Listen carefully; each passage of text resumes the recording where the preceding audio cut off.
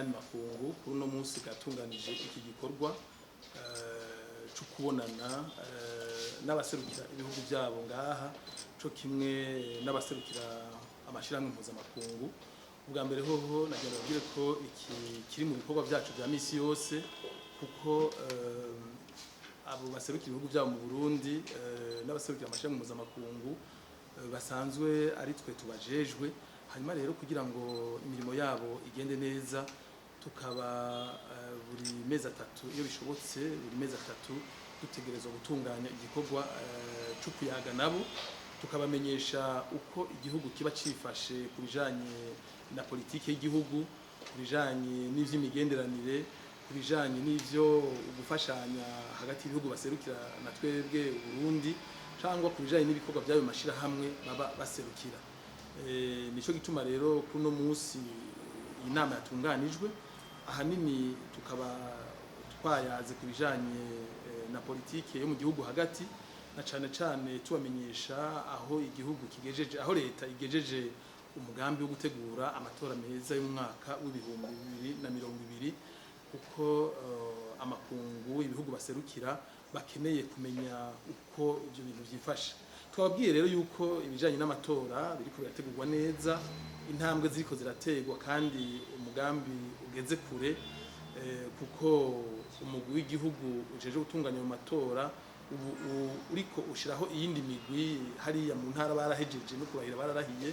Turababwira yuko ubu bageze mu makomine kandi ibintu biriko biragenda neza. Tukaba twabijeje yuko amatora y'umwaka w'2020 rero azoba amatora meza cyane, azoba mu mutekano ntangere, azoba mu kwishira no kwizana kw'abazoba bayarimwo. Mbere tuca turabibutsa yuko kubera ko hariho abarundi bamwe batari bashoboye kwiyandikisha muri ayo matora kugira bazoje mu matora igihe vyakorwa mu 2018 igihe haba amatora y'ibwizwa shingiro. Ubu wa mugwi w'igihugu jeje w'amatora watanze akaryo kuri abo batashoboye kwiyandikisha kandi bakwije ibisabwa ko nabo biyandikisha kugira ngo baze bitabira amatora nk'abandi barundi. Ivyo rero bikaba byatuma hanini nuko ubwa mbere ho murazi ko hari abarundi bariko baratahuka, abo nabo igihe abandi biyandikisha muri 2018 bose ho bari mugabo ko batashe barakeneye kwitabira ayo matora mbere bibaye ngombwa no kwitoza. Ari naco gituma ubwo burenganzira bategezwa kubuhabwa. Hariho n'abandi barundi basanzwe ba mu mahanga nkumbure batari biyandikishije kumva zitabavuyeko, mugabo ari abarundi atari impunzi bafise ibyo bakora mu mahanga, abo nabo nyene uburyo bw'uko bo kwiyandikisha bukaba buriko burihwezwa kandi ayo mahirwe bazoyahabwa. Ivyo rero by'amatora tubivuyeko twaciye tuvuga ivyo bisanzwe bijanye kuko amatora kugira ngo abe meza haba hari umutekano mwiza mu gihugu.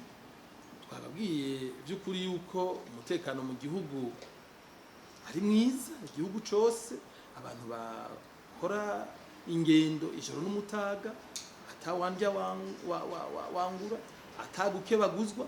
Mbere duca turanabasaba ko boba ivyabo nabo nyene kuko kubwira ivy'umutekano abantu dusanzwe turi kumwe ngaha atabwoba bafise atakibahungabanya.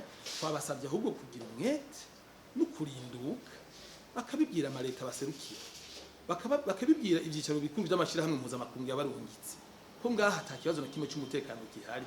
No kuvuga mu majambo make twabasavye ko mu maraporo bagira boza baratanga amaraporo y'ukuri, ukeneye inkuru y'imvaho akayibaza isoko ribifitiye ububasha kandi azi neza ko ritamuha ibinyoma.